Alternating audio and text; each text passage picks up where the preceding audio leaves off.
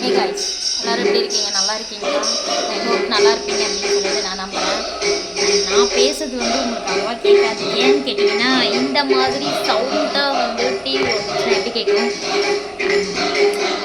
ரொம்ப நாளாக vlog மாதிரி எதுவுமே நான் போடவே இல்லை யூடியூப்பில். சரி இன்னைக்கு போடலாம் அப்படின்ற ஒரு பிளானில் இருந்தேன். ஆனால் சில விஷயங்கள் கவுத்துருச்சு.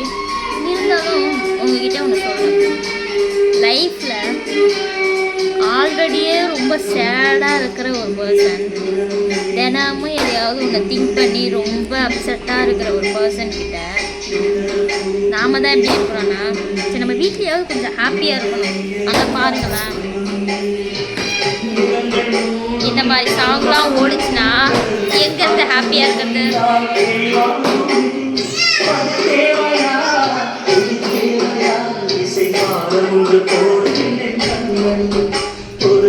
அதாவது